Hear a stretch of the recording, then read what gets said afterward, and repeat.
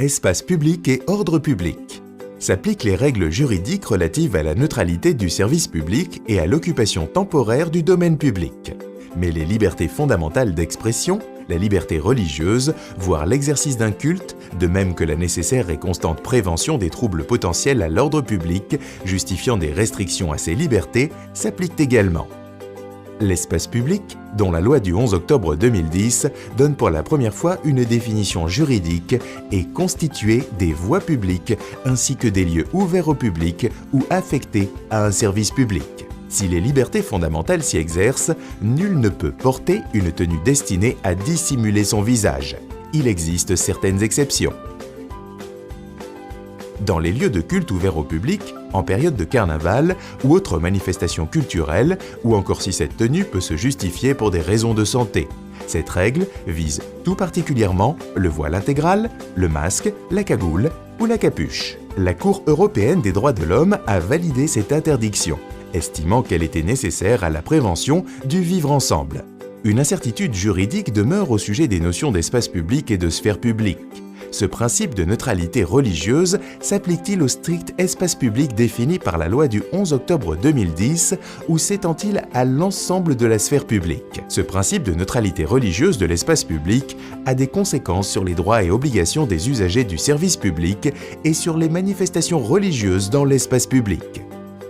Les usagers du service public. La liberté d'expression des convictions religieuses est la règle, y compris par le port d'une tenue vestimentaire conforme à des préceptes de nature confessionnelle, sauf dissimulation du visage, et ou de signes religieux visibles dans l'espace public et dans les services publics. Libre de manifester ses convictions, un usager du service public ne doit donc se livrer ni au prosélytisme, ni à la provocation, ni exiger du service public qu'il prenne en compte ses convictions et, le cas échéant, le traite différemment. Face à un usager du service public ne respectant pas ses obligations, les agents du service public peuvent refuser l'accès au service et donc à une prestation à une personne dont le visage serait dissimulé, mais ils ne peuvent pas le contraindre à se découvrir et doivent contacter les forces de police. Le maintien de l'ordre public, au nom duquel il est possible d'encadrer l'exercice des libertés, notamment la liberté religieuse, est ainsi la base juridique permettant d'assurer le respect du principe de laïcité. Les manifestations religieuses dans l'espace public. Les manifestations religieuses impliquant une occupation temporaire du domaine public, de la voie publique ou d'un équipement public sont nombreuses et de nature diverse. Processions, ostensions, célébrations ou prières en plein air, pèlerinage, abattage rituel, etc. Le maire est compétent pour autoriser ces manifestations et est garant de la sûreté, la sécurité et la salubrité publique. Il peut s'opposer à la tenue d'une manifestation s'il estime que celle-ci constitue une menace pour l'ordre public et qu'il ne sera pas en mesure d'en assurer la sécurité. Les manifestations relevant à la fois de la pratique d'un culte et d'une tradition locale ininterrompue sont largement autorisées. La prise en compte des enjeux économiques et touristiques de certaines manifestations est également essentielle en cas de demande d'aide publique au nom de l'intérêt public local.